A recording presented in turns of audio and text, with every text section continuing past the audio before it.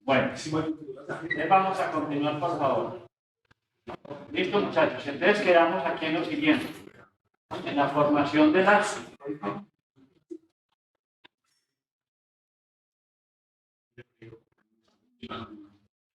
Ya.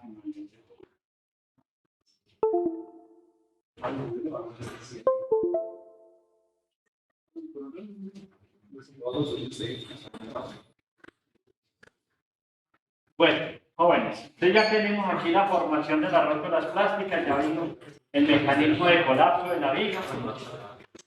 Ustedes, perdón, hay un cursito en internet muy bueno que se llama Diseño de sección de vigas según el ACI 318-19, sea actualizado.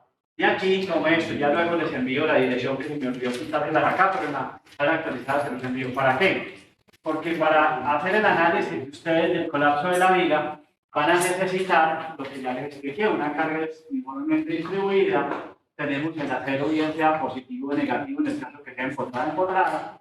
Necesitamos saber recordar el diagramita de formaciones y el diagramita de esfuerzos y de esfuerzos. Entonces, aquí están las ecuaciones que vamos a utilizar. La fuerza de tracción es igual a S por FY, la fuerza de compresión C6 es igual a 0.85 de A por B. ¿Sí? Y resulta que aquí tenemos 0.85 de A por B igualando las fuerzas y a la final despejando A, cómo encontrar a A, y el momento nominal puede hacerse con D o con C. En nuestro caso lo hicimos con D. ¿Por qué? Porque estamos en el punto de fluencia. Para llamarlo FY, pero como este es igual, se puede hacer con cualquiera de los dos. Es bueno que lo hagan con FY para que les quede más claro que es el momento a fricción. Y segundo, también donde les dije, el tomo de Roberto Rochel, el tomo 1, allá aparece todo este análisis, que eso es lo que ustedes habitualmente ven en diseño básico de Excel. Muy bien, ahora sí, muchachos, vamos a comenzar la introducción, diseño basado en desempeño. ¿De acuerdo? Entonces vamos a ver qué es la filosofía y qué busca el diseño basado en desempeño. Entonces, primero que todo, tiene como objetivo un mejoramiento al diseño sismorresistente actual de la estructura, o sea, el diseño convencional. Revisa y mejora el diseño basado en fuerzas o el diseño basado en desplazamiento. Nuestro diseño convencional actualmente es el basado en fuerzas, donde yo digo que la fuerza de rigidez es igual a la matriz de rigidez por el desplazamiento, la matriz de la estructura. Y esto a su vez pues, es igual a ¿qué? A la fuerza inicial, que es igual a masa por la aceleración del sismo. Pero como lo vimos en dinámica, todos sabemos que simplemente es el equilibrio de todas las fuerzas. La fuerza inicial, la fuerza de amortiguamiento, la fuerza de rigidez es igual a menos la masa por la aceleración del sismo. En otras palabras, este lo veíamos masa por aceleración, más amortiguamiento por velocidad, más rigidez de la estructura por el desplazamiento de la estructura es igual a menos la masa por la aceleración. O sea, este es el diseño basado en fuerzas. Como ustedes ven acá, son fuerzas. El otro diseño por desplazamiento que miraremos más adelante, haremos una introducción, es que yo tengo las fuerzas de rigidez son iguales a ¿quién? A la matriz de rigidez por los desplazamientos. Entonces aquí ya lo que me preocupo yo son con los desplazamientos de la estructura, los desplazamientos que se tengan. Entonces yo ya soy el que digo, venga, yo tengo esta estructura y yo quiero que esta estructura donde determinados sismos se me desplace cambie. Entonces yo ya soy el que digo los desplazamientos que yo quiero para la estructura, un X2, un X3, un X2 y un X1. Esos desplazamientos ya son conocidos. Conocidos estos desplazamientos, pues ya vengo y determino quién. Las fuerzas. ¿Estamos? Ya ustedes saben que el uno es el inverso del otro. Entonces ese sería por desplazamiento. Entonces, por cualquier parte donde yo vaya a diseñar mi estructura, el diseño basado en desempeño busca revisarlo y mejorarlo. Bueno, eso es lo que va a tratar el diseño por desempeño. Busca mejorarlo. ¿Y por qué se busca mejorarlo? Por varios vacíos que aún se tienen. Por ejemplo, nuestro amigo Vitelbo Y Vertedero nos dice, los reglamentos sismorresistentes modernos intentan reflejar grandes avances en el conocimiento y entendimiento de una manera muy simple, pero no son transparentes sobre el nivel esperado del comportamiento o la respuesta de la estructura completa. Lo que me preguntaba ahora el compañero, que me decía, profe, ¿cuándo sé yo que una estructura ha tenido daño? ¿Cierto? La norma quizá de la 6, 3, 18 y 19 no nos habla del daño como tal, ni cómo evaluar el daño como tal. Es una norma muy completa en exigencias desde el punto de vista de resistencia, de cuantía, de desplazamientos, pero no nos habla del daño. Y segundo, las normas actuales, pues en cierta forma toleran el daño. Nuestra norma lo permite, ¿de acuerdo? Pero no nos dice qué nivel de daño. En cambio, con el diseño basado en desempeño, donde ya nosotros hacemos un análisis elástico de la estructura, aquí podemos mirar hasta dónde es nuestro daño de una manera probabilística y objetiva. ¿De acuerdo?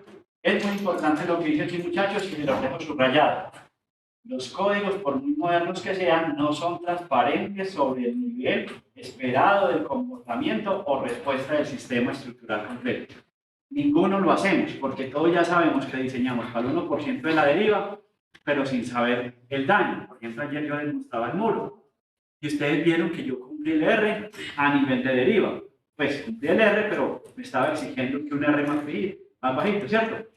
Pero veíamos el muro agrietado. La pregunta es, ¿qué tanto es ese daño? O sea, que ese daño lo pudiéramos hasta cuantificar en términos de tamaño de grietas y sobre todo en términos de cuánto le faltaría a la estructura para colapsar.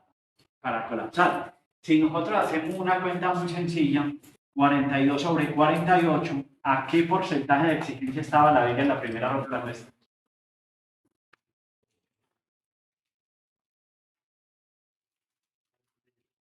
Ah, estamos ya al 87%. Hombre, a este 87% usted ya desaloja ese edificio, ¿no? ¿Cierto? Porque recuerde que esta fue la carga que se formó y esta es la máxima carga de colapso. Ya hay que como ir retirándose, ¿no? Da que más este nivel de las grietas en ese punto donde formó la rótula plástica estaban bastante grandes. ¿Sí o no? Y esto, usted habitualmente lo que usted hace y presenta el programa es demanda capacidad. Esto aquí le saca una barrita de color. Entonces, aquí está rojo, entonces usted se queda por acá en el punto 90 y usted dice, no, faltan 10% para agotar ¿quién? La capacidad. Pero ni idea ese rojito de la viga, si usted le dijera al programa o le dijera a alguien, oiga, ¿de qué tamaño están esas grietas en el alimento? No sabemos, ¿cierto? No sabemos. Y ninguna norma por el momento nos dice cómo encontrar ese comportamiento, ¿cierto? No son transparentes. Por favor, nos quedamos con esa frase. ¿Listo? Bien. El diseño actual, el diseño global, está hecho para un valor máximo esperado. Esto es un R igual para todos los elementos, muchachos. Para todos los elementos. Nosotros diseñamos el R, la cimentación, las vigas, las columnas y los muros con el mismo R. Y ayer hablábamos que el R es el coeficiente de capacidad de disipación de energía que está asociado con ¿quién? Con la ductilidad. Y ustedes van a hacer el momento curvatura y van a encontrar la ductilidad de cada sección. Obviamente que cada sección de viga, al tener diferentes refuerzos, va a tener diferente ductilidad, ¿o no? ¿Sí o no? Y nosotros diseñamos todos los elementos con R. Y vamos encontrando esos vacíos que se tienen. ¿Listo? Pero no son vacíos, muchachos, son cosas que a medida que va pasando estos grandes terremotos y a medida que van ocurriendo lamentablemente estas cosas, a medida que vamos haciendo experimentos, investigaciones, en laboratorio, a medida que vamos haciendo mejores modelos matemáticos, pues nos vamos dando cuenta de ello y lo vamos mejorando, vamos corrigiendo, y eso lo llamamos evolución. ¿Ya? Llegará un momento en que nosotros tendremos otro tipo de construcciones en las cuales no estén afectados por movimientos sísmicos. Llegará un momento en que nos liberaremos de ese movimiento sísmico y la Tierra se siga moviendo. ¿Cierto? Llegará un momento. Pero por ahora vamos cayendo en cuenta de esto. Entonces, todo lo que vimos ayer, muchachos, todo lo que vimos ayer y hasta hoy, lo necesitamos precisamente para decir, no, venga, que nosotros íbamos a hacer diseños transparentes, nosotros íbamos a medir el daño, yo sé mi estructura, qué capacidad tiene de incursionar en el rango elástico. No venga que yo tengo forma de calcular el R para cada elemento, porque va a ser función del despiece que se tenga, o sea, mi utilidad y mis secciones. ¿De acuerdo? Muy bien. Y luego dice, es igual para todos los elementos y para un valor de CSUA esperado. O sea, nuestro nivel, de todo el espectro que hay, nosotros terminamos diseñando con un puntico del espectro, ¿cierto? Mientras que nosotros sabemos que este CSUA pues, obviamente va a ser muy variable dentro de la vida útil del edificio. Y aquí solamente estamos tomando el 10% de probabilidad de ocurrencia en 50. Los códigos nos dan reglas de diseño y construcción. Ellos, ¿qué es lo que hacen? Intentan ayudarnos. Entonces, yo sé que cuando ustedes vienen a la universidad y sobre todo cuando empiezan el curso conmigo, y claro, como es concreto recortado, ustedes esperan que en este curso concreto recortado yo les dé todo el título C21. ¿Cierto? Y todo lo que tiene que ver con la norma. No. La norma hay que aprenderla día a día, haciendo a medida que van diseñando diferentes proyectos. O sea, es un problema basado en aprendizaje. Tienen un problema de diseñar una estructura, entonces tienen que irse. Ah, bueno, que hoy me tocó una casa porticada de 3 pisos o un local comercial de 3 pisos, listo. Me voy a pórtico, resistencia a momentos, ¿sí? Es una actividad sísmica alta o moderada y a leerme todo lo que hay que hacer para yo poder desplazar y diseñar ese edificio. ¿De acuerdo? Aquí lo que intentamos es precisamente darle los conocimientos básicos que hay y sobre todo lo que hay de la ingeniería estructural para nuevo, porque si yo voy a la universidad es para aprender cosas nuevas, para aprender lo que ya sé o lo que ya existe, pero lo hago leyendo o lo hago resolviendo los problemas del día a día. ¿Sí o no? Ahora, ustedes tienen que tener un componente diferenciador en el medio, muchachos. O sea, ustedes saben que en nuestra sociedad de manera inconsciente, a usted verlo máster y automáticamente, inconscientemente, la sociedad piensa que usted sabe más, ¿no? Si le dicen que es doctor, también piden que sabe más, ¿no? Si es especialista es porque sabe más del que acaba de egresar, ¿no? Entonces ahí es donde tienen que volverse en ratones de biblioteca y yo contribuyo en un miligramito de arena al regalarles ese montón de carpetas de libros. Antes, cuando yo estudié en el 95 y 96, la especialización en la Facultad de Minas, que fueron 3 semestres, 16 materias, más una monografía, así era en ese entonces, ¿cierto? Vivíamos todos con libros fotocopiados, porque en ese entonces no se movía tanto el PDF. ¿Sí? De hecho, en la oficina del profesor tengo muchos libros fotocopiados. Entonces, ahora lo que necesitan es recoger, y un profesor nos decía, no es que esta especialización es para ustedes recoger bibliografía y leérsela y comérsela toda, ¿para qué? Para volverse, ¿qué? Especialista. ¿Sí o no, muchachos? Volverse especialista. Entonces, por eso les procuro bajar toda esa bibliografía porque ustedes ahí la vayan leyendo. Obviamente que no la van a leer en un mes que dura el curso, pero sí van a saber que ahí van a encontrar muchas cosas para que hoy o mañana se les presente un problema, ya tienen una biblioteca y donde ir a buscarla, ¿no? ¿Sí o no? Pues obviamente más internet y las bases de datos y todo lo que ustedes tienen. Entonces, pero resulta que los códigos intentan ayudar. Y por eso empecé la clase diciéndole la frase del profesor Pampanini, que dice que los máximos de la norma o los mínimos de la norma no necesariamente son los máximos de diseño. Eso se llama tener que criterio. Entonces, usted la norma les pone unos mínimos, pero si usted por alguna razón tiene que sobrepasar esos mínimos, lo puede hacer. ¿Sí o no? O sea, ellos intentan darles a usted ¿qué? Pausas para usted intentar apredimensionar. Todos sabemos que un sistema porticado empieza por columnas de 30 por 30 en zona de actividad sísmica alta. ¿Sí? Pero ustedes saben que eso no les va a cumplir. Entonces hay que empezar a sacar el criterio del ingeniero y decir, bueno, aquí quizás esto me vaya mejor con muros o un sistema combinado, o todo a base de muros. Eso es lo que les intento. Sin embargo, se hace a objetivos de desempeño estructural supuestos. El primero, se asume que el diseño es para un nivel de desempeño que es la seguridad de vida, pero esto no es evaluado totalmente, sino que se revisa a base de deriva de piso. Nosotros hoy en día, la seguridad de vida está relacionada con el fleje, que el fleje termina sacrificándose para volverse en un sistema de protección sísmica. Nosotros pensamos que limitando los desplazamientos relativos en cada piso de la estructura al 1%, ya estamos asegurando la vida.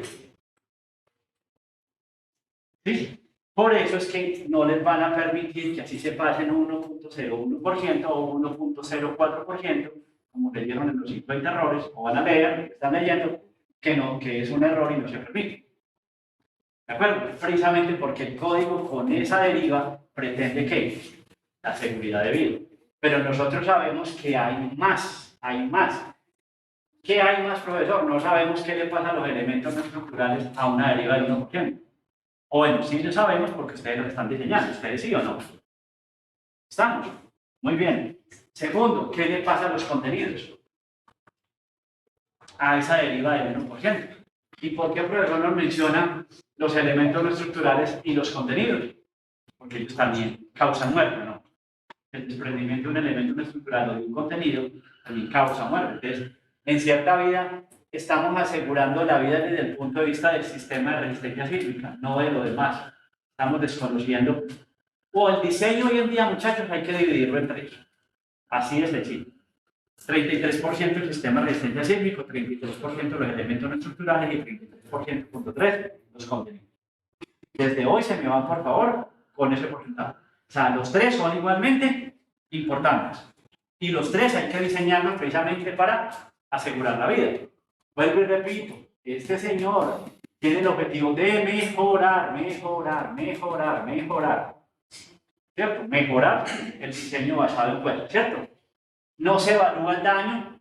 Le respondo la pregunta a usted, ¿quién más me la dijo ahora? A usted se la respondo. No se evalúa el daño en los diseños convencionales. No lo evaluamos. ¿Cierto? No lo evaluamos. Y no se comprueba en la realidad. Uno hace un diseño y lo entrega a ciegas de que le va a cumplir o no. Y que le va a cumplir para ese sitio. Pero ninguno nos exige evaluar el desempeño de esa estructura. A nosotros nos debieran de obligar a decir, bueno, la diseñé como hospital, demuéstreme que sí se va a comportar como hospital. ¿Durante qué? Durante un conjunto de sismos probables. O sea, hacer un análisis dinámico, historia no lineal. Nos debieran de exigir eso. Nos lo debieran de exigir. Muy bien. Entonces, aquí les traigo, a pesar del desarrollo científico y tecnológico en el campo de la construcción, en el mejor entendimiento de los eventos sísmicos y mejor entendimiento de eventos sísmicos y la introducción de nuevas técnicas en el diseño sísmico, como es el diseño por capacidad o resistencia, poco ha cambiado en cuanto a los objetivos que persiguen los objetivos que persiguen, que es preservar la vida durante los eventos de poca frecuencia, durante los eventos de poca frecuencia. Pero nosotros ya vimos en el documento de grandes terremotos, una década de grandes terremotos, que efectivamente allí, en algunos países se preservó la vida, ejemplo, Nueva Zelanda, Chile, pero Haití, ni se preservó la vida, ni se preservó el patrimonio. ¿De acuerdo? Entonces, nos estamos quedando cortos obviamente en los eventos para los cuales está diseñado, pero no nos estamos yendo más allá en la parte de preservar el patrimonio y la economía. Les traigo este párrafo, muchachos, A1222 de la norma colombiana, que dice una edificación diseñada siguiendo los requisitos del reglamento, o sea, tal cual ustedes ya acabaron de hacer su diseño en este fin de semana pasado, debe ser capaz de resistir, además de las fuerzas que le impone su uso, o sea, carga viva, temblores de poca intensidad sin daño, temblores moderados sin daño estructural, pero posiblemente con algún daño en los elementos no estructurales, y un temblor fuerte con daños en elementos estructurales y no estructurales, pero sin colapso. ¿Qué significa sin colapso? Que no haya pérdida de vidas humanas, o sea, que el edificio se deforme tal cual, pero alcanza a desarmar. Pero mire que nuestra misma norma admite el daño. Pero la pregunta es, ¿qué cantidad de daño me admite? ¿Sí? No sé si ya se habían leído ese puntito. ¿Quién se lo había leído? Y digamos que rangos están un temblor fuerte, un temblor moderado, puede ser muy subjetivo. Eso es lo que dice Viterbo, sí, perdón. Viterbo es lo que dice. los códigos no son transparentes. Mire, es que nos dice que se acepta un nivel de daño, pero ¿a qué le llamo yo nivel de daño? ¿A qué le llamo yo nivel de daño? Listo. Y vuelve y repite más adelante. Mire, hombre, Sebastián o Alejandro. Sebastián Alejandro. Alejandro, dice acá, ante la ocurrencia en el territorio nacional de un sismo fuerte que induzca movimientos característicos similares a los movimientos sísmicos de diseño prescrito en el reglamento, debe esperarse en la edificación construida cumpliendo con el reglamento daños estructurales y no estructurales reparables, aunque en algunos casos pueda que no sean económicamente factible su reparación. ¿Qué es lo que nos está diciendo en la primera parte? Movimientos característicos a los movimientos sísmicos, o sea, al espectro. O sea, todo el edificio que ustedes le van a hacer, el acercamiento al diseño por desplazamiento que le vamos a hacer el pushover, está diseñado con los movimientos sísmicos prescritos. Y lo que les decía ayer y les daba el ejemplo de la gobernación del Cesar y otras gobernaciones de otras partes que han hecho estudio de patologías. Claro, cuando uno se presenta allá y muestra que efectivamente los índices de flexibilidad, los índices de rigidez, de flexibilidad y los de resistencia están muy bajitos comparados frente a esta demanda, eso daría para que el edificio realmente fuera desalojado. Pero la pregunta es, ¿cuándo lo debo desalojar? Usted ya sabe que si ese sismo se presenta en esa edificación, la norma me lo está diciendo, mire, daños estructurales y no estructurales reparables, aunque en algunos casos puede que sea económicamente factible su reparación, no sea factible su reparación. ¿De acuerdo? Entonces, ella admite los daños. La pregunta es, no dice qué nivel de daño, ¿sí? Pero en el fondo, mire, que nos está diciendo que no colapse completamente. Habrán daños estructurales y no estructurales, pero la estructura no puede fallar súbitamente. ¿Por qué? Para que, obviamente, desalojar la estructura. Les traigo este hermoso edificio, que espero, yo sé que no lo reconocen, ¿cierto? Pero lo van a reconocer. Este edificio es en Nueva Zelanda. Es un edificio de 21 pisos. Y es uno de esos muchachos, es uno de esos que fue diseñado con los códigos y se comportó exactamente como fue diseñado. En otras palabras, ustedes pueden ver acá la formación de la rótula plástica en la viga. Podemos ver columna fuerte, viga débil. Podemos ver columna fuerte, viga débil. La formación en las rótulas plásticas en todas las vigas. El edificio se comportó como se diseñó. La pregunta es, ¿por qué fue demolido? ¿Cierto? La pregunta fue, hubo agrietamientos en las vigas del pórtico de concreto reforzado en el edificio de 22 pisos y está programado para demoler, obviamente que ya se demolió, ¿cierto? Este artículo también se los dejé yo a ustedes en la bibliografía para que se vean todo el levantamiento similar al de México que hicieron en Nueva Zelanda de este edificio.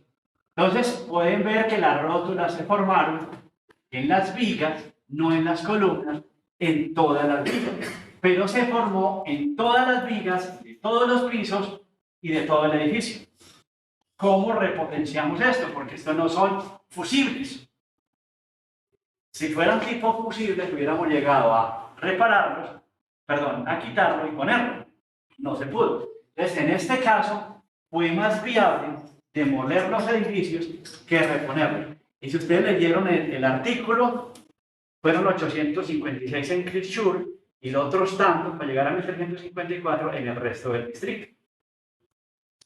Señor. Digamos, en este tipo de situaciones no se podría repotenciar la estructura haciéndole como capiteles o amigos. Claro, pero usted en toda repotenciación hace una curvita muy sencilla. Costo de sustitución versus costo de reparación. Y muchas veces la que es más económicamente viable, sustituirlo o reponerlo o hacer un edificio nuevo que repararlo. Hay diferencias, muchachos, entre sustituir, ¿qué significa? Volverlo a hacer igualito, ¿no? ¿Sí o no? O hacer uno nuevo, pues obviamente una arquitectura nueva y una funcionalidad nueva. En Nueva Zelanda esos cálculos dieron de que efectivamente el edificio era mejor demolerlos y hacerlos nuevos. Y con la ventaja de que al hacerlos nuevos, pues usted ya los hace un diseño moderno, ¿cierto? Digamos, en ese caso, en edificación, por ejemplo, aquí si es una edificación patrimonio nacional o algo así. Ah, sí, ya es otra cosa, pero les tengo la solución. China todos sus monumentos los está dictando en la base. Lean los documentales que están espectaculares, muchachos.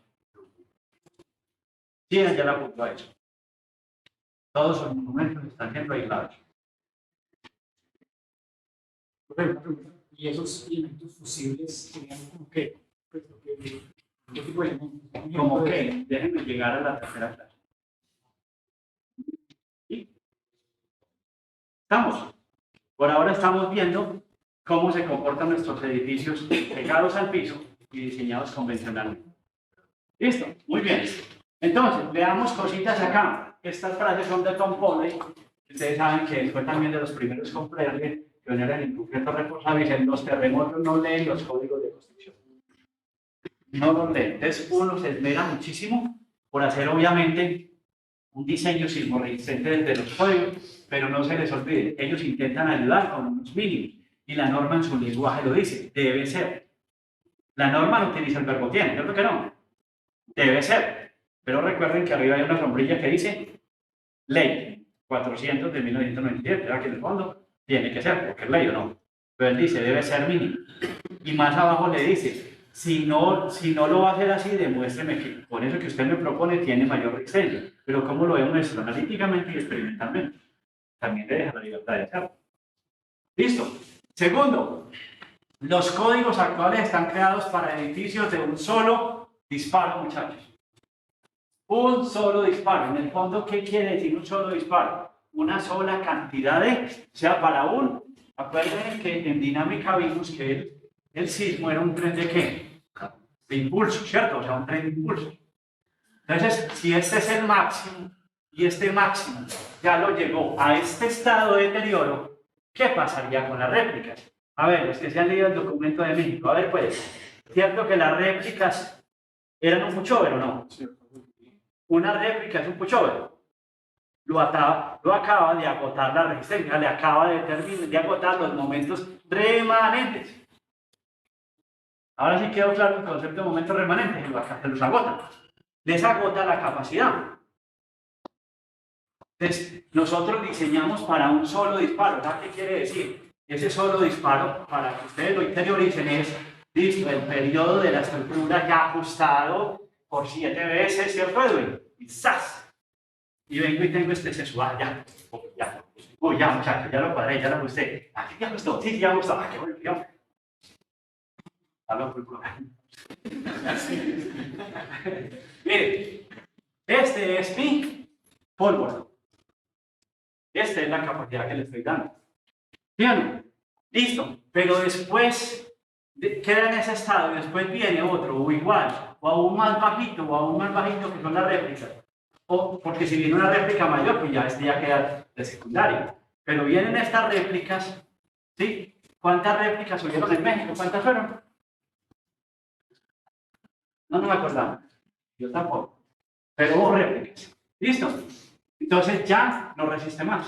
Se agotó la capacidad. Por eso se dice de un solo disparo. Existe un problema de comunicación entre la sociedad y los calculistas en torno al diseño estructural. ¿Ustedes qué creen que qué problema existe? En que la sociedad espera estructuras antisísmicas y que lo contrato especialista a 2.000 pesos y con doctorado a 1.500. ¡Oh! Eso va a ser antisísmico, yo no. ¿Sí o no? Ojo, muchachos, son. Eso es lo que antisísmico es como decir antinuevo. Porque si la placa tectónica en este momento viene y cruza Manizales, hay otro mundo por ahí. Como dice el tango, ¿listo? Entonces no hay antisísmica, sismo resistente. Y sobre todo cuando ya les dejé el mensaje, los códigos de diseño sismo resistente intentan ayudar. Por eso es tan importante que ustedes, a medida que estudian todos esos libros, estudian cada día, hacen ejercicio y diseño, cogen mayor conocimiento, ya cogen más criterio, muchachos, cogen más criterio de diseño. Entonces, donde recuerdan lo que dice el profesor Campanini, los mínimos de la norma no necesariamente son los máximos de diseño. Y por eso es que les pega tan duro a ustedes, porque claro, ustedes, ya nuestros ingenieros estructurales, eso viven ya más cuadriculados por la norma. Y la gran, por ejemplo, los calculistas salimos a veces a tomar por el café, claro, que no me gusta salir. ¿Claro?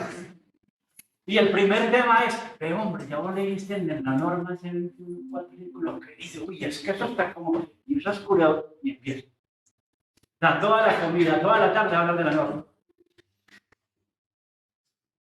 Y empiezo yo a ponerle estos temas, ¿no, muchachos? ¿Cómo les parece que se inspiraron en un disipador Shark, tiburón?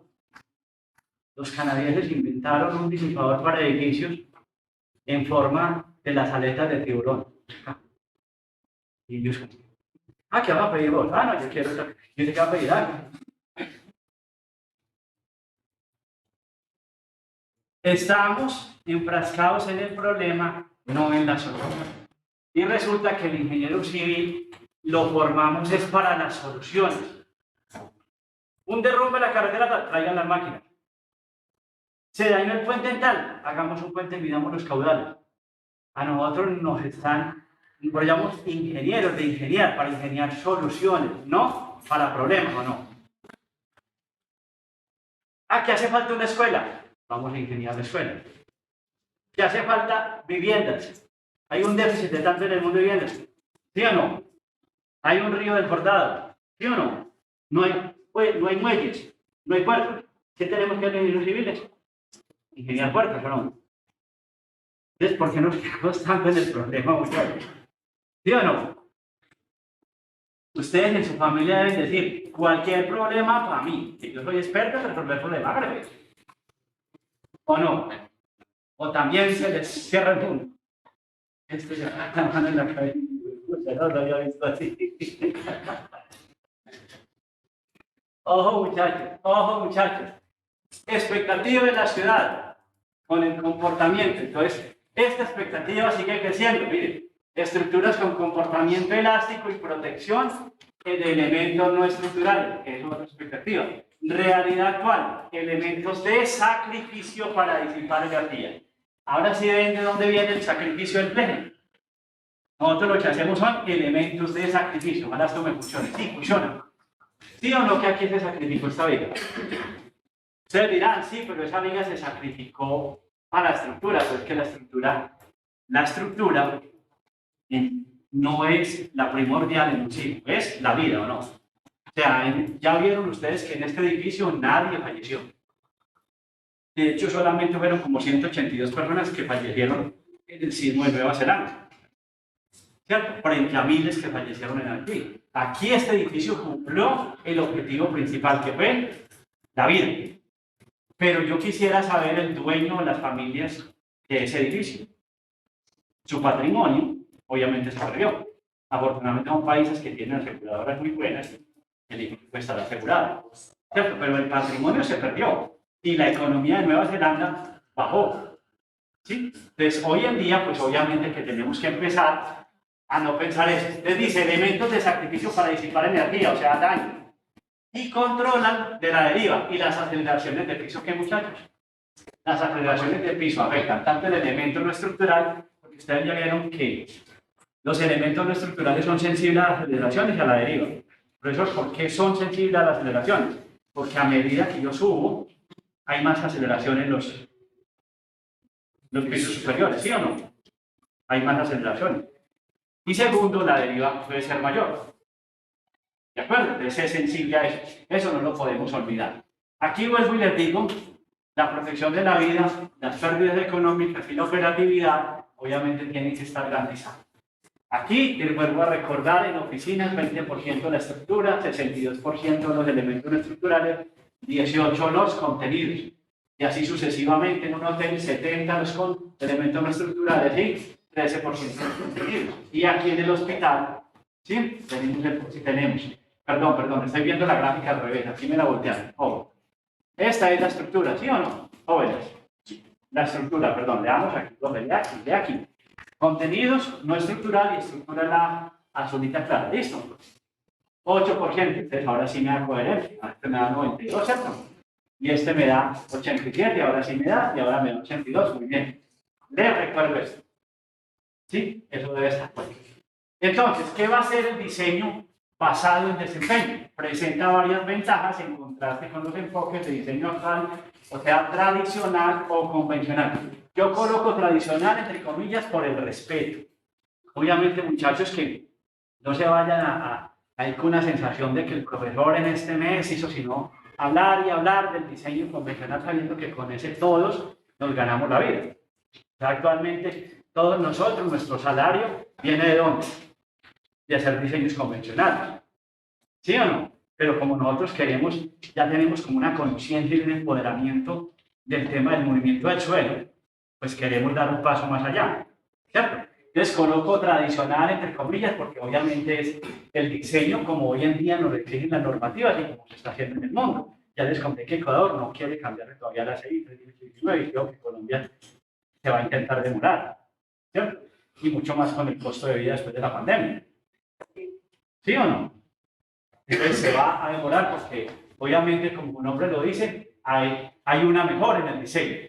En el fondo mejora, o sea, si yo fuera ya gerente de una empresa de construcción, y ahí me dijeran, es que le voy a mejorar el diseño, yo de entrada le digo, ¿cuánto me va a valer la mejora? La mejora puede estar del 20% para arriba del costo del edificio. ¿Qué quiere decir eso? Que si antes un edificio con el diseño convencional de la NCR 10 me valía 100 pesos, con un diseño esto basado en desempeño y el ACI 31819 me puede valer 130 pesos o 135 pesos.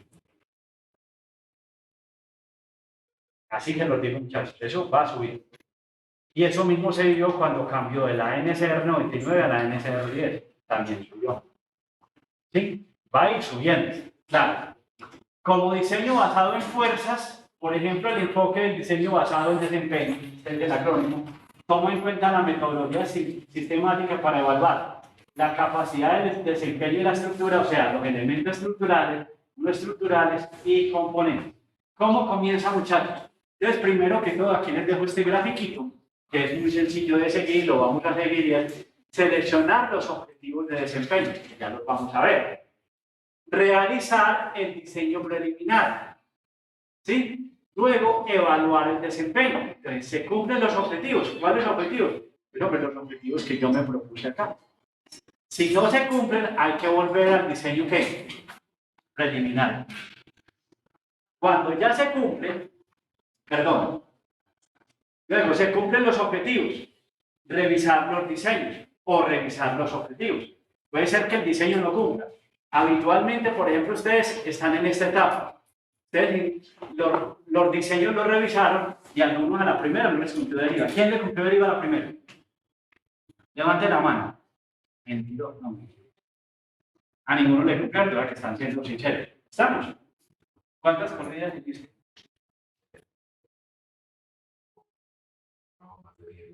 Más de 10. ¿Sí ven? Ustedes están aquí. No les está cumpliendo inicialmente. Luego había que entrar a ¿qué? A revisar los objetivos. A revisar los objetivos. ¿Listo? Si se cumplen, pues ya se pasaría a la construcción. Miren cómo es de sencillo. Lo que pasa es que entre revisar los diseños, revisar los objetivos, hay todo un análisis no lineal. Recuerden, no lineal. Entonces, esta metodología proporciona un marco para determinar los niveles de seguridad y protección de la propiedad y el costo aceptable para los interesados en función de las necesidades específicas del proyecto. Esto está en FEMA 2006. Entonces, este documento se lo voy a mandar a ustedes en una carpeta. Entonces, miren que ya la metodología incluye un marco general de seguridad, protección de la propiedad y protección a un costo aceptable. O sea, se busca economía, protección del patrimonio y protección a la vida. En su orden es, primero, protección de vida, segundo, protección del patrimonio y tercero, la economía del país. ¿Esto cómo comenzó, muchachos? Esto comenzó en el año 1995 con la visión 2000, ¿cierto? Que propusieron, que era un proceso, pusieron un proceso precisamente buscando que no solamente se evaluara el desempeño desde el punto de vista de los diseños, sino también de los objetivos. Y digamos que obviamente ellos dicen, y es un proceso, y es cierto, y en eso están, es un proceso que comienza con los primeros conceptos del proyecto y dura toda la vida de la estructura. Por eso en algunas partes del país ya se está pidiendo que en ciertas unidades se hagan sistemas que midan las aceleraciones permanentes, o sea, como hacer el seguimiento a la estructura. Y esto puede obviamente ir entre 40 y 70 años. Y cuando yo les digo que dura desde el principio, ¿se acuerdan que aquí vimos en la clase pasada un diagrama donde se empieza la idea, el concepto, con el arquitecto y también la estructura? O sea, desde que nosotros estemos planteando un sistema de resistencia sísmica lo más simétrico posible, de tal manera de aprovechar las ventajas de la geometría del edificio, desde ahí comenzamos nosotros a darle resiliencia al edificio. Entonces, estamos empezando a dar capacidad a futuro de esa edificación. Obviamente, hasta las demás disposiciones que tengamos. Entonces, ¿qué pretendían los precursores de esta visión de diseño por desempeño? La identificación del peligro sísmico donde está ubicada la estructura y niveles de amenaza que puedan ser afectados. Entonces, ellos decían, miren, la idea no es seguir diseñando con un solo espectro, sino que debiéramos de diseñar mínimo con 3 espectros. Nosotros vamos a diseñar el pórtico con 3 espectros. ¿De acuerdo? Mínimo 3. Y ahorita vamos a ver cuáles son esos. O sea, ya no seguir tomando la amenaza como si fuera una amenaza que nos representa un solo disparo. O sea, se agota, se presenta esa amenaza, pero si vienen las réplicas, ya no va a tener más capacidad, muchachos. Y está no tener más capacidad, pues obviamente que la estructura se agota. Segundo, selecciona objetivos que buscan el cómo se va a comportar la estructura o cómo deseo que se comporte. Si es un hospital, que se comporte como una estructura que tiene que tener capacidad de disipación de energía antes, durante y después del sitio. Si es una vivienda de interés social, pues como mínimo la vivienda soporte las cargas mientras que las personas se evacúen. ¿Sí? Hay las personas que evacúen. Luego, selecciono los niveles de límites dentro de los cuales quiero comportarse la estructura para un buen desempeño. Ya miraremos enseguida cuáles van a ser esos niveles. Esa era como su filosofía. Yo aquí les traigo una cosa más bien histórica. Lo primero fue la TC40 en 1996 y se las traigo, muchachos, porque miren, esto comenzó el año 1996. Apenas estaba yo comenzando la especialización. Yo la comencé en enero de 1996. ¿Y a cuánto estamos ahora? 30 años después, casi. 26 años. ¿Sí o no? Y apenas ustedes están empezando a enterarse de esto, empezarse a aplicarlo. Claro, pero algo que va lento. ¿Pero por qué va lento, muchachos? Primero que todo, antes era la tecnología, en términos de capacidad de cómputo para hacer todos estos análisis. ¿Cierto? Obviamente en conocimiento y seguridad de los procedimientos inelásticos y comportamiento inelástico de los materiales. Hoy ya sabemos mucho más. ¿De acuerdo? Entonces, por eso, en cierta forma, te los traigo para que ustedes vayan cayendo en cuenta de que no ha sido tan fácil, pero que hoy sí se puede dar, obviamente, paso. Luego, saliendo el tema 273, en el año 97, que puso el método de los coeficientes para determinar el punto de desempeño. El punto de desempeño, como vamos a hacer, es aquel lugar hasta el cual la estructura tiene capacidad de incursionar en el rango inelástico.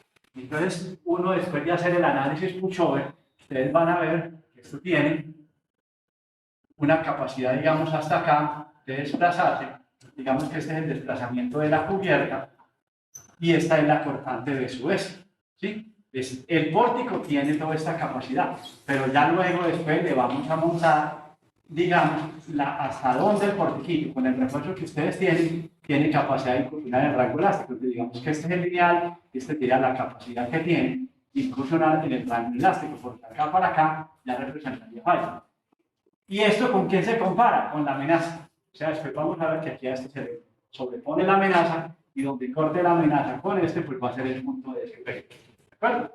Para allá vamos. Entonces, en el 97 salió, pero este método es supremamente complejo. En su momento era muy complejo. Hoy en día, pues obviamente que hay métodos más simplificados donde tenemos más conocimiento.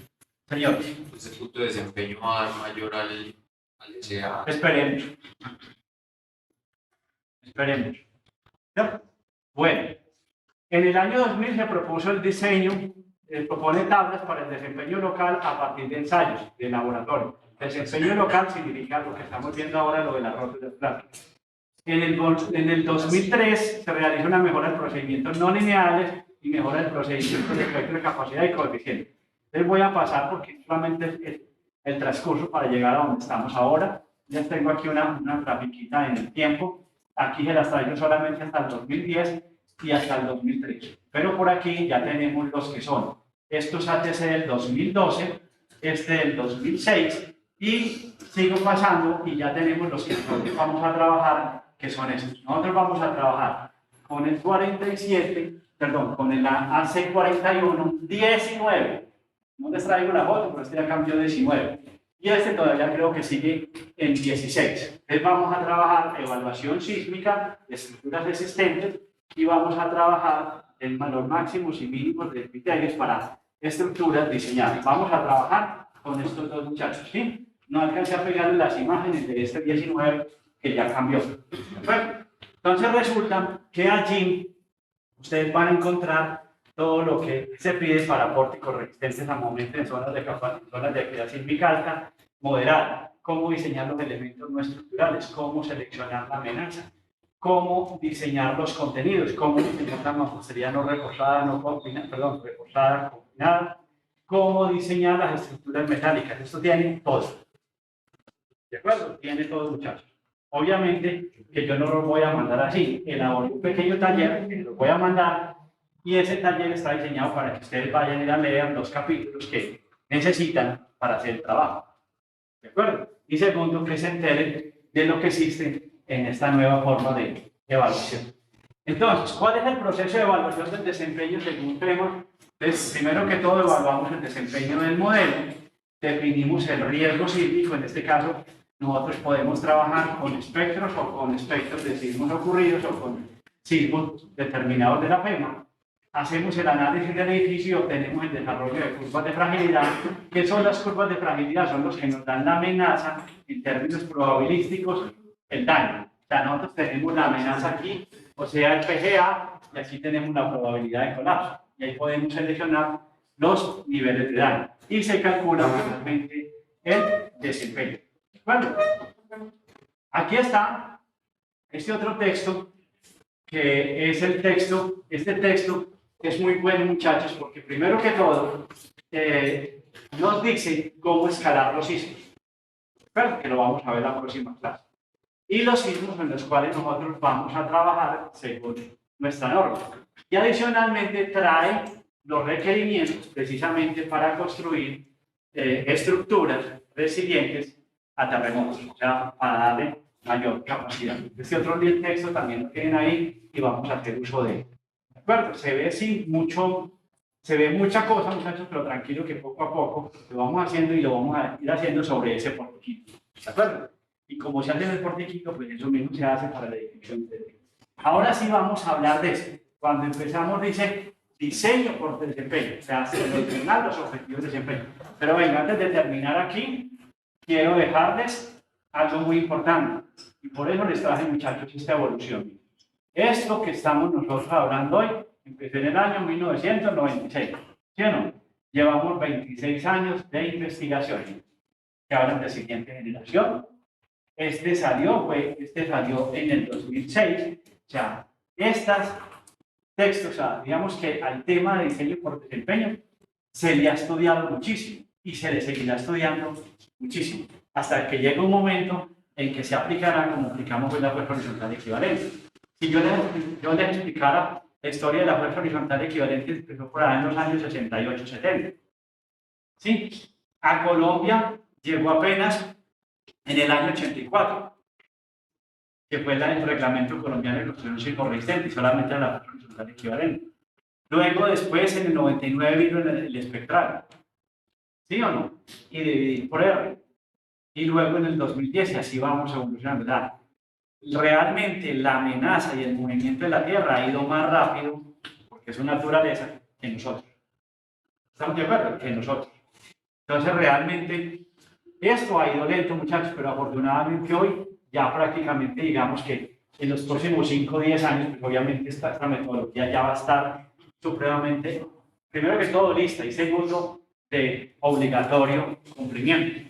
¿Por qué? Porque cuando ya tengamos, digamos, la tecnología, estemos más seguros en el comportamiento no lineal, tanto del concreto como del acero, en el caso del concreto reforzado, que tengamos mayor conocimiento, podremos decir que es obligatorio este método y es confiable. ¿De acuerdo? Ya ha demostrado, obviamente, buen desempeño. Entonces, vamos a hablar cómo se seleccionan los objetivos de desempeño.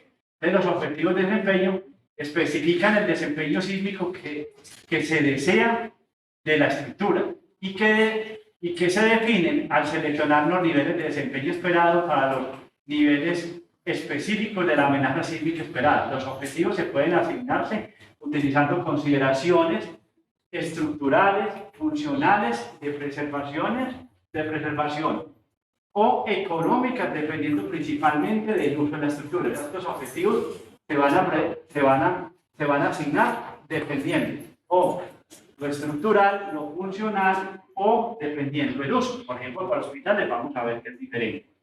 De esta manera, el propietario del edificio establece los objetivos de desempeño y el ingeniero identifica la demanda sísmica que se utilizará en el análisis y los criterios de aceptabilidad que se utilizarán para la evaluación y el diseño de los sistemas estructurales y no estructurales de los contenidos. A ver, señor, el propietario me dice a mí, yo quiero un hospital. Entonces, ya de entrada, ¿qué pienso yo? Que debe funcionar antes, durante y después. ¿Entendido? O quiero un edificio de oficinas. Por ejemplo, el edificio de 22 pisos. Y allá era de oficinas. El que vimos ahora, el de Nueva Zelanda, era de oficinas. Entonces, ya me fijo eso. Segundo, identifico la demanda. ¿Sí o no?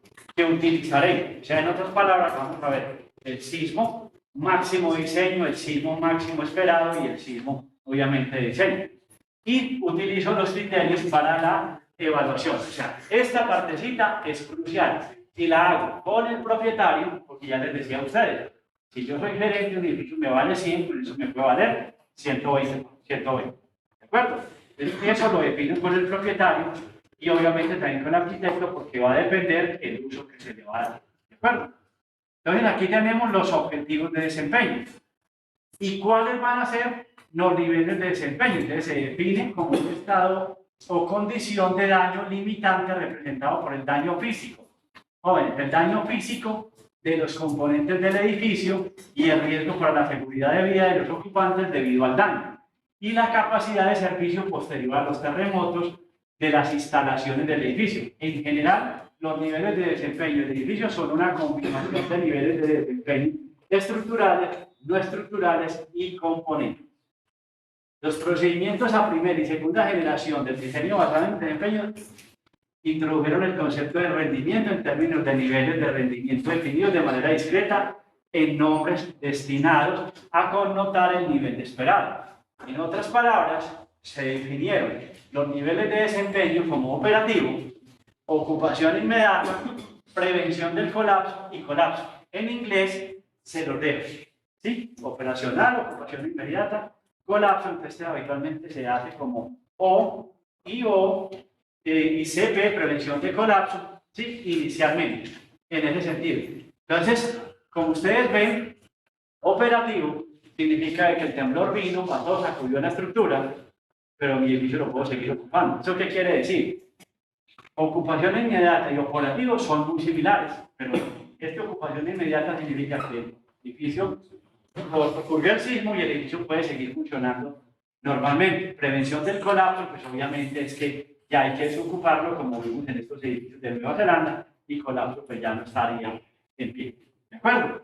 Entonces, la pregunta es cómo los empiezo a seleccionar. Lo más seguro que vamos a ver ahorita que van a estar asociados con el grupo de uso. Es un hospital, pues debe ser operado ocupación inmediata, para que vayan relacionados. Entonces dice, la visión 2000 propone la selección de los criterios de diseño, o sea, ¿cómo quiero mi comportamiento?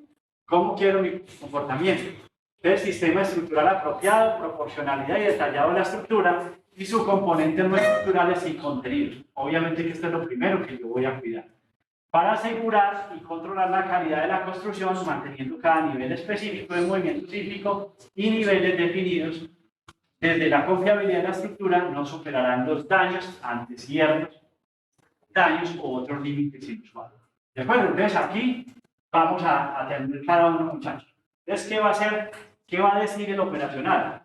El edificio presenta un comportamiento que no impide el normal funcionamiento durante el evento sísmico. Ocupación inmediata, niveles de daño mínimo, las propiedades estructurales permanecen, las propiedades estructurales permanecen muy similares al estado previo del evento sísmico y el edificio es seguro para su ocupación después del sismo. ¿Cómo hago yo? ¿Quién me dice? Esta primera parte, ¿dónde creen que la voy a visualizar yo en lo que vimos ayer? De los materiales constitutivos, en el rango elástico, ¿sí o no? O sea, prácticamente esta ocupación inmediata va a estar asociada o muy cerquita al límite de fluencia. Cuando digo muy cerquita, muchachos, al límite de fluencia, es que digamos, estoy aquí en mis materiales, ¿cierto? Entonces, muy probablemente esa ocupación inmediata esté por acá. Ya estoy antecitos, aquí está el equilibrio, aquí está el equilibrio. Entonces, yo puedo estar por acá, ¿cierto? Porque si ustedes ven, bien lo que me está diciendo, niveles de daño mínimos. Y ayer veíamos que por acá las deformaciones del concreto alcanzaban sí el de rotura, ¿o no? El FR, pero alcanzaban unas deformaciones muy pequeñas. Entonces, lo más probable es que cuando el programa vaya a los diagramas momento-curvatura de la viga o de la columna, pero principalmente de la columna, pues aceptará por aquí unas deformaciones como las vimos ayer en el modelo de Manda, ¿sí? Muy pequeñas, precisamente para garantizar que no se le vaya mucho del punto de fluencia. Entonces, puede ser que esté por acá, por acá. Mire que ya pasa el punto de fluencia, pero ¿por qué? Porque hay unos pequeños daños, ¿viste? Niveles de daños mínimos. Las propiedades estructurales permanecen muy similares al estado previo del evento sísmico. ¿Cómo estaban antes del evento sísmico, Edwin? En estado elástico, ¿no? Mire que dicen muy similares al estado como estaba previamente. ¿Cómo conozco yo el estado en los que están los materiales en el tiempo? Profesor, usted me está poniendo a hacer diagramas de curvatura, pero es un momento, ¿no? Entonces, vamos a encontrar estos diagramas y yo puedo decirle a usted, a medida que esta curvatura crece, el nivel de estado de esfuerzos que está cada uno de los miembros. Ahora sí vamos a ir relacionando lo que vimos ayer, lo que acabamos de ver ahora, con esto, ¿no? Jóvenes, ¿me siguen? Entonces, si yo quiero que un edificio o un hospital, ¿por qué me vale más? Porque prácticamente Natalie lo estoy diseñando en el rango elástico, ¿no? ¿Sí o no, jóvenes? ¿La cogieron o no? Prácticamente lo estoy diseñando en el rango elástico. Porque él me dice, las propiedades estructurales permanecen muy similares al estado previo. Muy similares, ¿sí? Muy bien. Protección de vida. Entonces, perdón, y dice, el edificio es seguro para su ocupación después del sismo. Ya, hospital, es seguro, yo puedo entrar. ¿De acuerdo? Muy bien. Protección de vida. O SL, como le llaman. Aquí ya lo tenemos. ¿Cómo se pronuncia? Safety, listo. Muy bien. Daño significativo presente, pero se mantiene el margen para la prevención de colapso total o parcial de la estructura. Reparación técnicamente factible, pero puede que económicamente no sea viable. Existe posibilidad de que los ocupantes resulten heridos. O sea, aún a pesar en esta filosofía, obviamente aquí hay cierto daño, Entonces, si seguimos creciendo en esta curvita, o también hagamos la otra, hagamos por eso aquí la de la envolvente máximo, ¿cierto? La de esta curvita acá, donde tenemos aquí que aquí es el desplazamiento de la cubierta, y aquí tenemos el peso S. Entonces, por aquí, entonces vamos a considerar que esta sea la parte no lineal. Entonces, ya por aquí vamos a encontrar LS, seguridad de vida. Digamos que por aquí vamos a encontrar ocupación inmediata. Entonces, ya por aquí, muchachos, mire, ya estoy incorporando el doble en el rango elástico, o sea, que posiblemente ya esté por aquí. En mi diagrama, momento curvatura. Y en el acero, digamos que esté por aquí ya. Ojo, no puedo llegar por aquí porque por aquí ya la extracción. Jovencito, me está yendo muy lejos por aquí. Porque recuerden que por aquí es la extracción, ¿o no? La que vimos ayer, ¿o no? Ojo. O sea, ya el acero está que se parte. Si el acero está que se parte, pues ya el elemento está en precolapso. ¿De acuerdo? Entonces, estos límites, estos, ¿cómo es que se llaman? Estos niveles de desempeño. Estos niveles de desempeño van a estar asociados con el comportamiento del concreto, del acero, después del elemento, que el elemento es el que los asocia. Recuerde que el diagrama momento-curvatura es el que asocia a quién. A ver, muchachos, yo no sé si ustedes me lo han cogido. Ayer nuestro amigo Navier nos dio esta famosa ecuación momento-curvatura, ¿cierto? Entonces, esta E, ustedes saben que esta E, ¿de dónde la obtengo yo? Obvio. A ver, pues, qué pena con ustedes que sea tan insistente, pero mire, perdón, ese es el concreto. Esfuerzo de formación. ¿Cierto? ¿Y esta de dónde la obtengo? Geometría. Geometría, ¿sí o no? Pero la geometría va a estar de quién? Jóvenes. ¿De quién? La geometría que Fuerza, desplazamiento del elemento, ¿no? Porque es la rigidez, ¿o no? ¿Sí o no? La rigidez. Entonces, este es el que me dice, yo estoy acá en el rango elástico, listo, no hay problema. Pero cuando incursiono hacia acá y hacia acá, ya el módulo de elasticidad está que mire. Aquí antes tenía esta pendiente el módulo de elasticidad. Mire ahora tiene esta, o sea que perdió elasticidad o no. Es lo que yo les decía a ustedes, que había deterioro o elástico o geométrico. Y geométrico tiene que ver con quién? Con la rigidez inicial, y aquí tiene que ver con quién? Con la rigidez, pues, que se va a presentar inelástica, la rigidez inelástica. Entonces, mire que, ¿quién es el que ya une las dos propiedades de los materiales? El momento curvatura. El momento curvatura. Entonces, por eso se habla de los elementos, Daño significativo presente, pero se mantiene el margen de la prevención del colapso. Claro. Por aquí, vamos a colocar CP. Ya todo esto es prevención del colapso. Y aquí, pues ya viene que colapso. Entonces aquí ya aparece la famosa extinción en algunos refuerzos de la estructura. ¿Sí o no? En algunos refuerzos de la estructura, que ya es colapso. Bueno, muy bien. O parcial de la reparación técnicamente factible, pero puede que económicamente no sea viable, que era lo que hablábamos ahora, de los edificios de Nueva Zelanda. Y existe la posibilidad de que el ocupante resulte herido, lamentablemente. Prevención del colapso, estructura al límite del colapso, pero con una capacidad mínima de soportar cargas gravitacionales.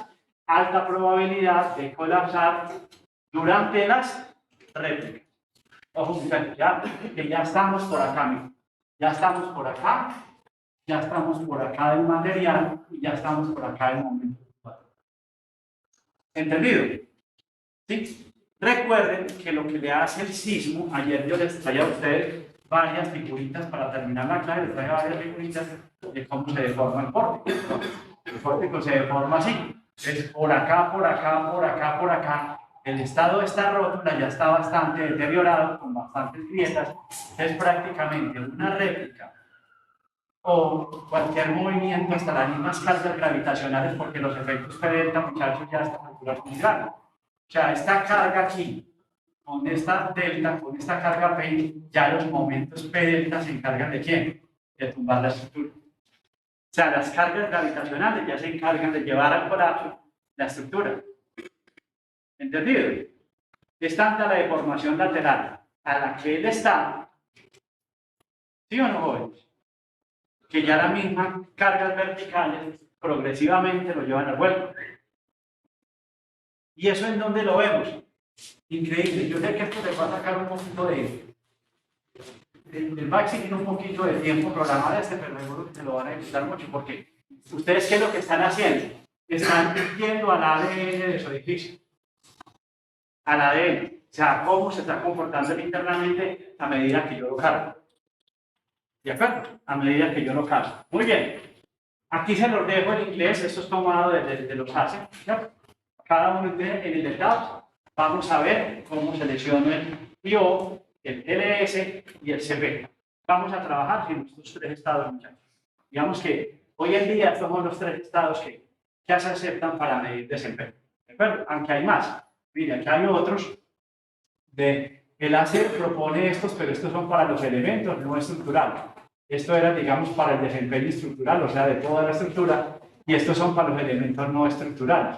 Entonces, en el no estructural se pide un operacional, en la mayoría de los sistemas requeridos para el funcionamiento del edificio permanecen funcionales, es posible requerir pequeñas limpiezas o reparaciones, pero muy pequeñas. Ocupación inmediata, acceso al edificio y sistemas básicos permanecen disponibles y operativos, algunos daños considerables y elementos desalineados.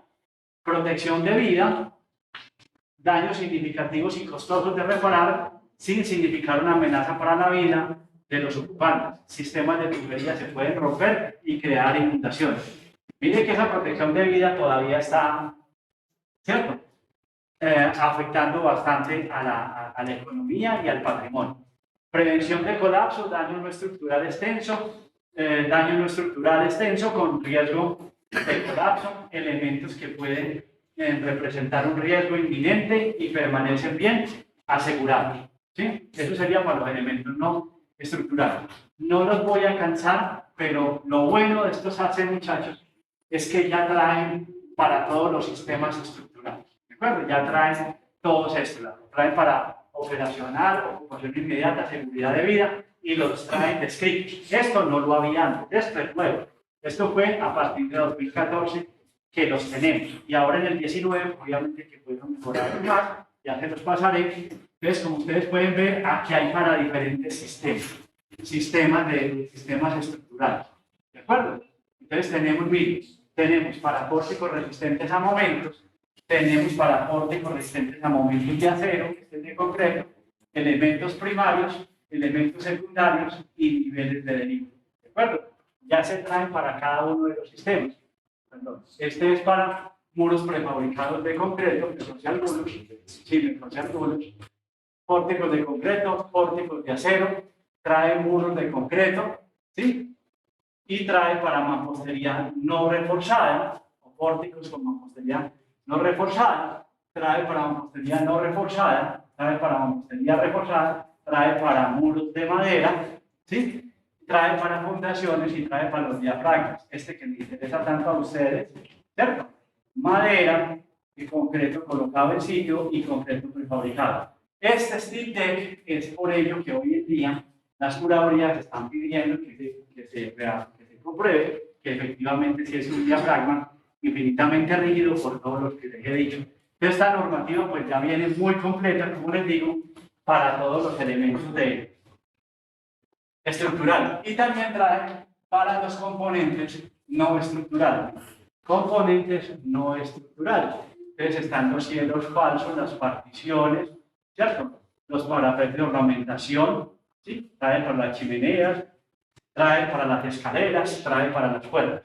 El nivel de desempeño, obviamente que es mucho más completo en cada uno de ellos. Ya ustedes leerán qué tipo de daño se requiere en cada uno de ellos, porque cada uno pues, va a ser obviamente importante de la estructura.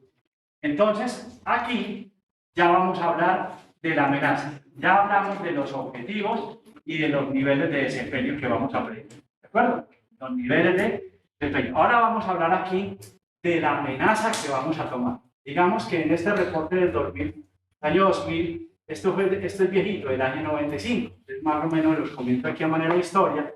Y se arma de un nivel de terremoto frecuente, en aquel que tenía un periodo de retorno de 43 años y un 50% de ocurrencia en 10 años. Un sismo ocasional que era de 72 años con un 50%, 50 años de probabilidad de ocurrencia. Sismo raro, el que nosotros trabajamos, muchachos. Este sismo raro, que trabajamos 475 años de periodo de retorno y una probabilidad de ocurrencia del 10% en 50 años, y uno muy raro, que serían 975 años con un 5% de ocurrencia en 50 años. Por favor, este periodo de retorno no se lo tomen literal. ¿Qué es literal, profe? Yo no voy a estar acá dentro de 72 años. ¿Cierto? No es eso. ¿Estamos de acuerdo? No es eso. ¿Sí? Muy bien, esto puede ser en el segundo siguiente, a nosotros. Esta es la propuesta del ATC, muy parecida, y esta es la propuesta actual que estamos trabajando con el AC 4113 del 2014, y son estos tres sismos. Un sismo frecuente, 43 años con un 50%, un ocasional de 72 años con un 50%, el de seguridad de vida, este que es el sismo, este lo vamos a llamar el PSE, que es el sismo de seguridad básico, que es de 275, y el que estamos actualmente se llama DBE, o sea, el acrónimo del inglés es el terremoto básico de diseño, o sea, que ustedes van a trabajar de la norma, este es el del experto, que es de 475 años, como el 10% de una probabilidad de ocurrencia en 50 años. Y vamos a trabajar el MSE, que es el máximo sismo considerado a 2.475 años, con un 2% de ocurrencia. ¿De acuerdo? Entonces vamos a trabajar este y otro de acá. ¿De acuerdo? Obviamente que este es menor que este y este es mayor que este. Habitualmente lo vamos a calcular. Este es habitualmente el 1,5 de este.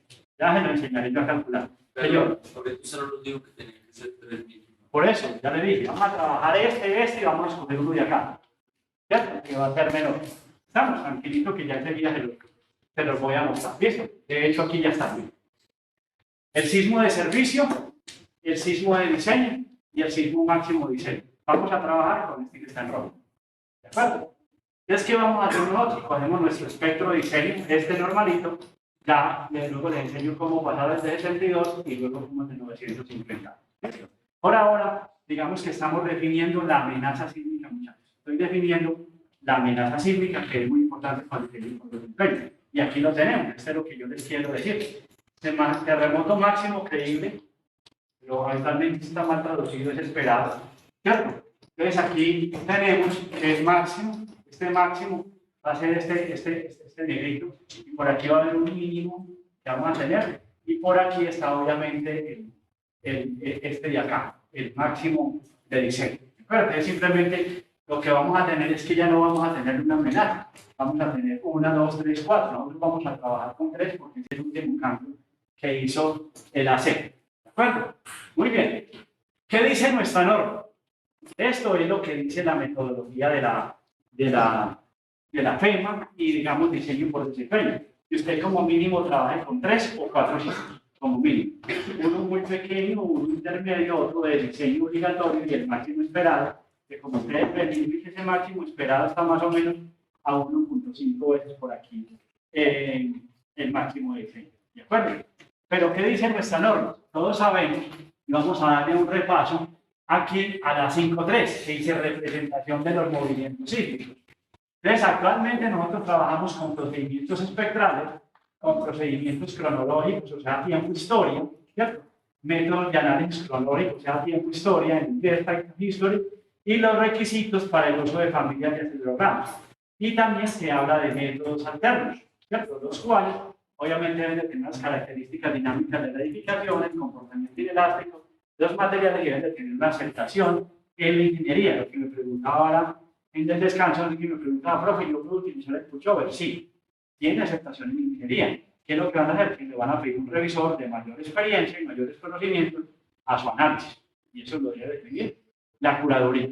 No los voy a aburrir con esto porque esto ustedes lo encuentran en la A7. En la A7 habla de que tenemos que tomar familias de acelerogramas. ¿Sí? Tenemos que tomar como mínimo, ¿cuántos? Como mínimo 7. Adicionalmente, nos piden que debemos de utilizar un rango de periodos de vibración entre 0.8 y 1.2. Esto ya cambió. Esto es de la norma colombiana. Y lo que nosotros vamos a ver, esto se toma en un rango más amplio de periodos. ¿De acuerdo?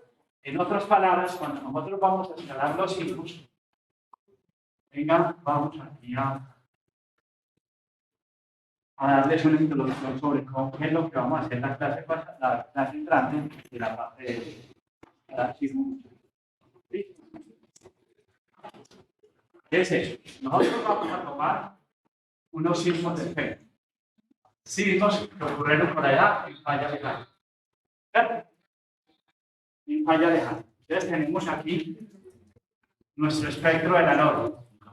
el espectro de la norma lo voy a calcular inverso. Este es el espectro de la norma. Resulta que nosotros en dinámica, esto es periodo, y esto es sexual.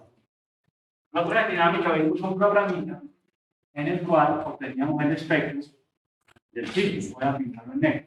Entonces digamos que el espectro del signo medía así. Pero entonces resulta que yo con este verdecito diseñé mi estructura, pero la estructura y el sexual. Y yo quiero escalar este signo a este. Yo vengo y lo traigo acá, pongamos que me dio más alto. Entonces, ¿qué es escalar este signo? Es simplemente decir, bueno, yo tengo un rango de periodos probables sin estructura, que vamos a llamar periodo inferior y periodo superior. ¿Ya? Entonces, en este periodo superior encuentro la distancia que hay, por ejemplo, de este punto a este punto. ¿Ya? Entonces saco un factor de escala. Y ese factor de escala, pues simplemente, ¿qué va a hacer? ¿Cómo creen ustedes que lo hago? Ese factor de escala para reducir. ¿Cómo lo haríamos? Este punto no. Vamos a llamarlo a la aceleración h sub a en a dividido en quién. La aceleración en el punto E. S a en el punto E. Y con ese vengo y qué. Vengo y multiplico mi espectro. Y ya tengo mi amenaza que coincide quién. Con mi amenaza de la norma. Entonces, escalé mi signo al lugar donde estoy teniendo, voy a hacer mi identificación. ¿Qué significa eso? Que este signo va a continuar con el mismo tiempo, ¿cierto que sí? Con el mismo contenido frecuencial, pero con la intensidad de mi espectro de diseño. O sea, en otras palabras, sería como si este signo yo lo obligara a que ocurriera en mi terreno, ¿no? Y cuando ocurriera, obligarlo que tenga la forma de quién, de mi espectro de diseño. Eso es escalar, sí, pero eso se hace en un rango de periodo. Nuestra norma colombiana, aquí por ejemplo hablo de que otro rango de periodo, ya lo miraremos en los documentos, no en la norma. La norma también pide para esto solamente 3 signos. El ACE pide que sean 7. Y se trabaje con la mediana de eso. Entonces, estas familias de acelerogramas sí están contenidas dentro de la norma y nosotros la vamos a hacer. ¿Listo? Y a partir de esto yo ya empiezo a aplicar el método de análisis dinámico, no lineal, tiempo historia. ¿Y por qué no lineal? ¿Y por qué no lineal? Porque ya tengo mis rótulas plásticas formadas, ya tengo mis rótulas aplicadas en cada una de las filas, que es lo que vamos a hacer cuando hagamos el push-up. Aquí les dejo los signos, muchachos. Con esto vamos a trabajar nosotros. De hecho, si ustedes ya van a trabajar con un sismo, a cada uno les toca un sismo, ¿sí o no? Diferente, ¿de acuerdo? Pero si nosotros vamos a la tabla de la FEMAS, aquí aparecen los diferentes sismos, el nombre. El muro que fallamos allá en la universidad fue con el sismo de Turquía de 1999. Aquí tenemos el PGA de los sismos, todos ven que son bastante grandes. Tenemos el PGA, o sea, la velocidad, y tenemos el PGA normalizada del movimiento. Entonces, son 22 sismos, lo que pasa es que cada uno contiene la componente norte-sur y la componente este-oeste, ya que son 44 sismos. Y nosotros vamos a hacer un análisis del plano, utilizamos las 44. Si lo vamos a hacer tridimensional, utilizamos las 22, pero le colocamos el sismo en este sentido y el sismo en este otro. O viceversa, la componente fuerte en esta y la componente débil en esta. Es ahí donde salen muchos cálculos y obviamente esto pensar que lo vamos a hacer en un etapa, en un SAP, en un MIDAS, eso no da. O sí da, pero muchísimo tiempo les va a llevar. En cambio, en un OpenSys o en otro software programado en MATLAB, ahí sí se puede hacer mucho más rápido. ¿De acuerdo? Entonces aquí les dejo los signos. Y ahí esta paginita Sismosoft, ¿sí? A ustedes como estudiantes de maestría les permite, digamos, generar sismos sintéticos. Esto es para generar sismos sintéticos. Aquí en esta paginita lo pueden encontrar. Ustedes pueden generar, a partir del espectro de la norma colombiana, pueden generar sismos sintéticos para, digamos, colocarse a su estructura en el caso que no quieran trabajar con los sismos ocurridos. Entonces, nosotros ya hoy tenemos muchas herramientas para, digamos, considerar la amenaza en términos de tiempo histórico, no solamente espectral. tenemos sismos ocurridos, tenemos, o otra cosa, ustedes lo pueden pedir también al Instituto de Geofísica, no se los traje acá, ¿sí? Lo pueden pedir al Instituto de Geofísica, ¿cómo se llama el instituto? No, ya acá en Colombia, ¿quién me ayuda? ¿Cómo se llama? Geominas. Sí, Geominas, eso. Hay geominas y él les pasa a ustedes los registros del tiempo que ustedes necesiten. Solamente les piden que en cualquier publicación ustedes lo tengan en cuenta. Si ustedes le pueden pedir los registros en geominas, ¿sí? O pueden modelar con este programita sismos, etc. ¿Listo? Aquí, por ejemplo, tenemos, muchachos, el procedimiento de escalado, perdón. El procedimiento de escalado. Entonces, miren, aquí les traigo, digamos, cómo se generan los acelerogramas sintéticos. Aquí, por ejemplo, tenemos en una tesis que hicimos acá, cómo generamos el proceso de escalar esos sismos sintéticos al espectro. Este es el espectro, este rojito es el sismo escalado para diferencia. Entonces, estos son escalado, este es sin escalar y este ya es escalado. Y aquí les traigo, este es viejito. El rango de periodos que antes se decía que debíamos de trabajar, este es viejito, este no corresponde al 19, donde hay cambios y aquí tenemos los cambios. En ese entonces estaba rigiendo eso, entonces tomaron este rango de periodos para uno escalar los sitios, ¿sí? Y aquí, digamos, esta figurita la traigo, es porque aquí, señor. Y al momento de escalar los picos no tienen que estar por debajo del espectro. Pero los picos dentro del rango de periodo. Por eso aquí, tome dentro de este rango de periodo, estoy tomando, digamos, el que yo ojo aquí como más bajito. ¿Listo? Cuando el sismo nos dé, cuando el espectro del sismo nos dé por acá, entonces en este rango tengo que tratar de buscar el quién. El punto más bajito, subirlo acá. Y obviamente que ya esto nos van a quedar ¿qué? Más por encima, ¿o no? ¿Listo? ¿Sí?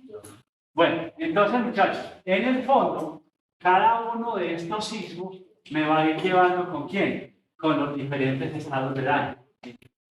Entonces, obviamente que cada uno de estos sismos va a representar mayor severidad, que va a estar relacionado ¿con quién? Con el estado de daño. Y el sismo máximo de diseño, obviamente que a un edificio convencional no lo va a cumplir. ¿Dónde vamos a colocar o cómo evalúo la estructura que se me comporte así? O sea, ¿cómo voy a hacer yo para que todo esto me cumpla? ¿Cómo así, profesor, que todo esto se me cumpla? A mí me están diciendo que a la hora de yo definir el comportamiento de mi estructura, yo tengo que pensar en los elementos estructurales, si van a estar en ocupación inmediata, si van a estar en seguridad de vida y si van a estar en prevención de colapso. Aquí vuelvo y les repito los daños. Pero en términos, muchachos, matemáticos, que es lo que nos interesa a nosotros, porque nosotros somos ingenieros. Entonces, miren, en ocupación inmediata se pide una deriva transitoria del 0.7 y una permanente de 0.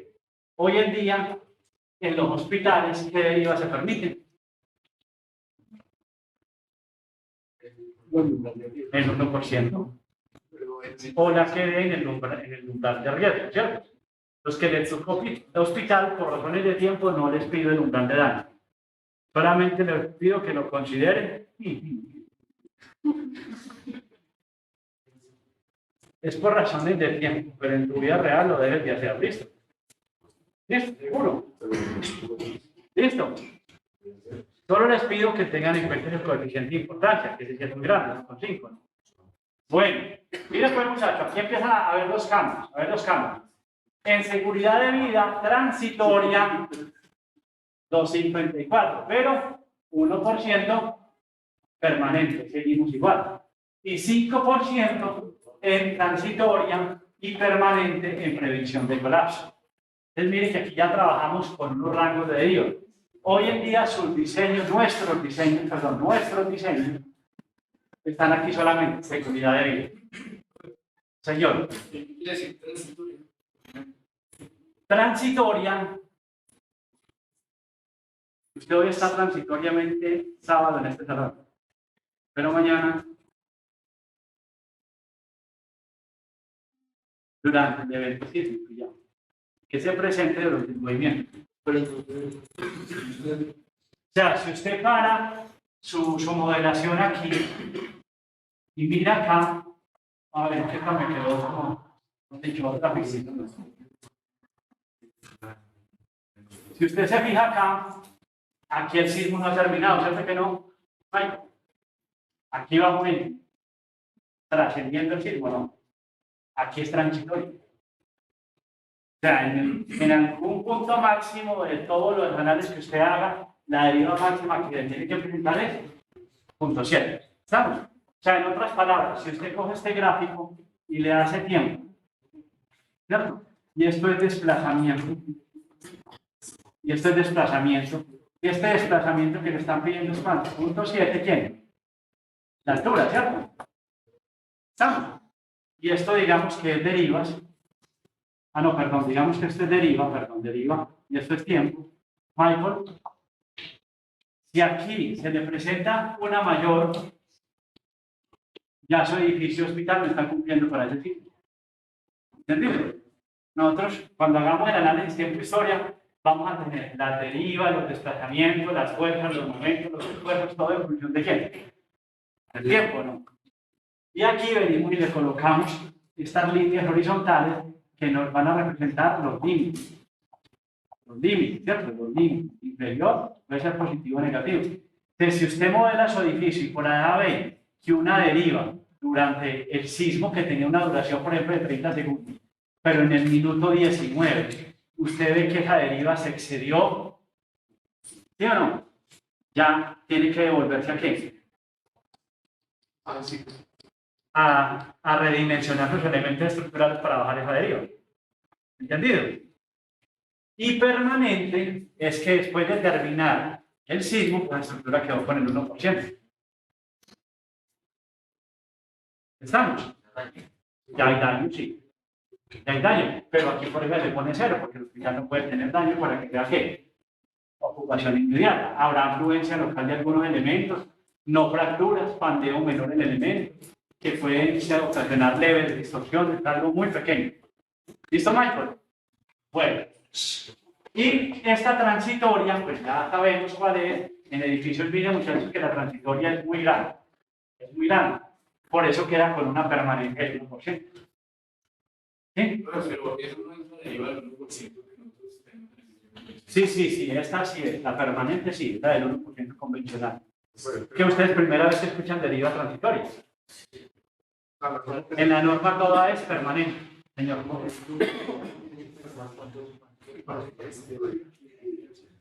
La deriva transitoria es 2,5%. No la permite. Porque acuérdense que es lo que decíamos ahora.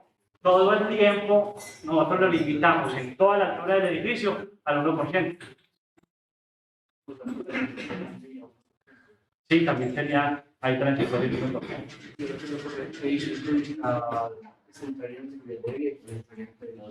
Ya vamos, tranquilo. ¿Quieren descanso? Sí. Entonces, ¿por qué no dicen? Vayan pues 10 minutos solo. 10 minutos para andar por aquí, volver y ya. Si quieres descanso, ya se acabó.